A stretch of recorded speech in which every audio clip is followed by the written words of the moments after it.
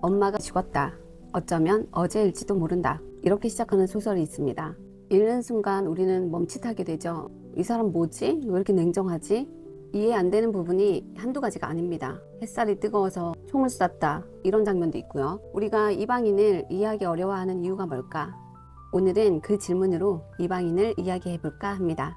이방인의 주인공 메르소는 알제리에서 근무하는 사무직 직원이에요. 하지만 그의 평범함은 조금 이상합니다.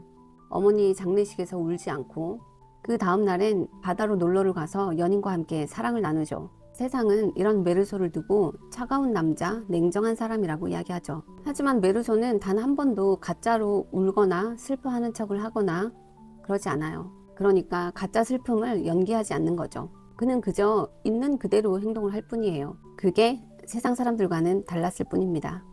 어느 날 그는 친구의 싸움에 휘말려 아랍인을 총으로 쏴 죽이게 됩니다. 그 이유를 물었더니 이렇게 말해요. 태양이 너무 눈부셨어요.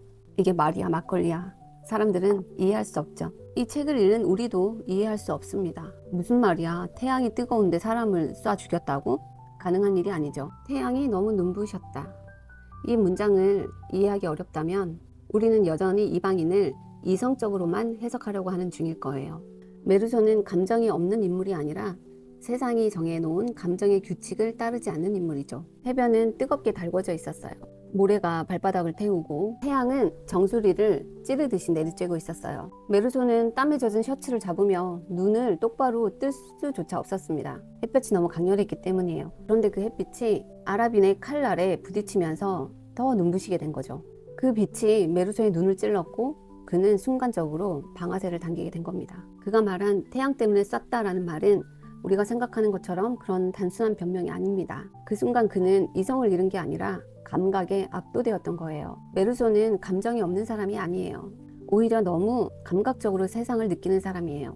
빛, 열기, 냄새, 땀, 그 모든 게 그의 감정을 대신했습니다. 그에게 세상은 생각보다 물리적이었고 그 감각들이 한순간 폭발하듯 행동으로 이어진 거죠. 우리는 감정을 말로 설명하려고 하지만 메르소는 세상을 느낌으로만 이해하는 인간이에요. 그래서 그를 보면 냉정하다기보다는 세상을 너무 직접적으로 느끼는 사람인 것 같아요. 그게 바로 우리가 메르소를 이해하기 어려운 부분이기도 하죠. 이제 메르소는 살인죄로 재판을 받게 됩니다. 그런데 재판정에서 사람들은 그를 어머니 장례식장에서 울지 않았다. 굉장히 냉정하고 차가운 사람이다라는 것에 더 주목을 합니다. 살인에 대한 이야기를 따지기보다는 이 사람이 원래 차가운 사람이다, 냉정한 사람이다 라는 것을 더 어필하는 거예요. 살인보다는 감정의 부재가 더 죄가 된 거죠. 사람들은 메르소에게 정상적인 사람이기를 원했지만 메르소는 정해진 규범, 규칙 이런 것을 따르지 않습니다. 결국 메르소는 사형 선고를 받는데요. 그 이유는 어쩌면 사회를, 이 세상을 불편하게 만들었기 때문이라고 저는 생각합니다. 감옥에서 메르소는 마침내 깨닫습니다. 세상은 인간의 도덕이나 감정을 기준으로 돌아가지 않는다는 것을 말이죠. 목사가 찾아와서 회개하면 구원받을 수 있다는 식으로 메르소를 설득하지만 메르소는 신을 믿지 않고 삶의 의미 또한 억지로 찾으려고 하지 않습니다. 그는 그저 세상을 있는 그대로 받아들이는 법을 배울 뿐입니다. 나는 세상의 부조리를 깨달았고 행복했다. 메르소는 이렇게 이야기를 하는데요. 이 문장은 절망이 아니라 해방의 선언 같아요. 그는 의미가 없다는 사실을 절망으로 느끼지 않았죠. 그 무의미함 속에서도 지금 이 순간 있는 그대로를 받아들이는 게 중요하다는 것을 깨달은 겁니다. 죽음을 앞두고서야 그는 삶의 진짜 자유를 찾은 셈인데요. 그렇다면 이 세상의 부조리란 무엇일까요? 부조리란 인간이 의미를 두고 싶어하는 어떤 욕망과 세상이 그 욕망을 뒷받침해주지 않는 그 사이의 틈을 이야기하는데요. 한마디로 얘기하면 인간은 무엇에든 어떤 것에든 의미를 부여하고 싶어 하잖아요. 그런데 그 의미에 세상이 답하지 않는 경우가 훨씬 더 많죠. 그걸 까미는 부조리라고 이야기합니다. 조금 어렵죠. 그러니까 이런 거죠. 열심히 살아도 가난하고 착한 일을 많이 해도 불행할 수 있고 열심히 노력한 것에 비해 보상은 적고 이런 경우가 우리가 살아가면서 허다하게 만나는 것들이잖아요. 그 불일치함, 불합리함이 바로 부조리인 거예요. 그래서 까미는 말하죠. 그럼에도 우리는 살아가야 한다. 삶이 의미를 주지 않아도 의미는 우리가 만들어가면 된다.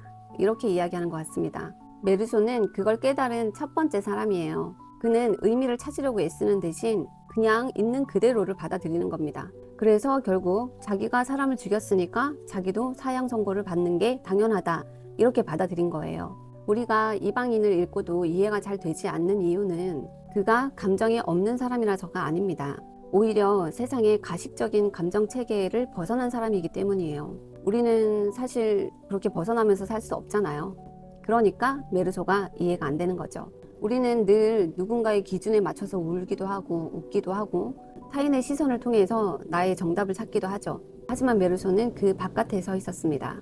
그는 세상과 타협하지 않고 자기가 보는 세상 그대로 받아들인 사람이죠. 그래서 이방인은 단순한 비극이 아니라 세상과는 다른 리듬으로 자기만의 세계를 구축해간 한 인간의 이야기라고 할 수 있겠습니다. 우리가 이방인이 이해가 안 되는 이유는 어쩌면 여전히 우리는 세상 속에서 그 갇혀진 틀 안에서 정답을 찾으려고 하기 때문일지도 모르겠습니다. 메르소는 묻습니다. 정말 이해받는 게 그렇게 중요한가요? 여러분들 생각은 어떠세요? 이방인을 이해하지 못하는 순간 어쩌면 우리는 우리 자신을 다시 돌아보게 되는지도 모르겠어요. 다음 책은 조지 오웰의 1984를 준비해 볼까 합니다. 혹시 여러분들이 궁금하신 책이 있다면 댓글로 남겨주세요. 그럼 제가 읽고 여러분들과 이야기 나누러 오겠습니다. 좋아요와 구독 부탁드릴게요. 감사합니다.